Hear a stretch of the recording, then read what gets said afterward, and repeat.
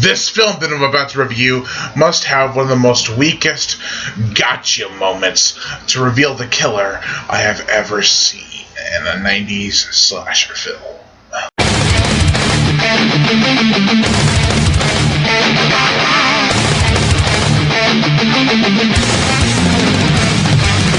Welcome to the horror show.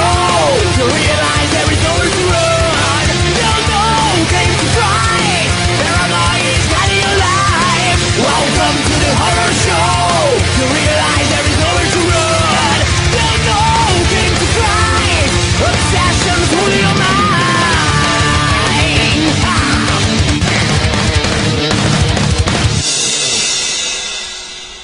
Urban Legends Final Cut. This film, wouldn't you know it, is a sequel to Urban Legend, but it really tries to not tell you that until the ending twist, which was actually a pretty decent twist, I must say.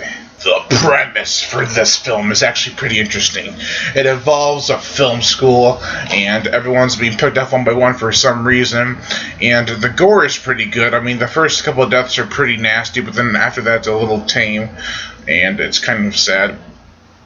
But the acting's funny and solid. It has some cheeky moments, and also the soundtrack is very unmemorable, so it's like I just got done watching this movie and I can't remember what the soundtrack goes like.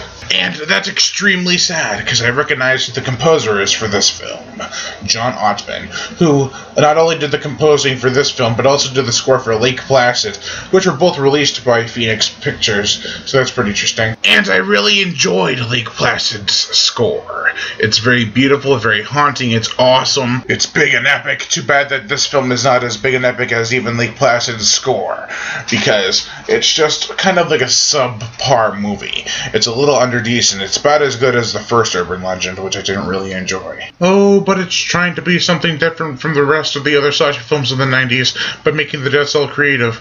Well, you yelled at Final Destination for that and had a really cool plot, too, not just creative deaths. Even though it's kind of wearing thin, the deaths are still what you go to see the movie for. What's funny is you have a returning cast member, Loretta Devine, from the first film, and she doesn't even really mention the first film's acts, except for the fact of the overall premise. And instead, she's just like, oh, this is all new to me. It's kind of like, this film is 15 minutes too long.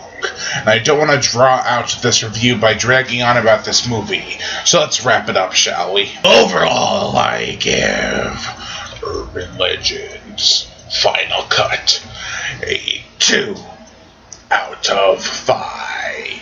Now, if I had a choice to become either Dog Food Snacks or Killer's Victim, I would probably choose Dog Food Snacks, because I just can't stand the fact of me being stabbed could be a possibility.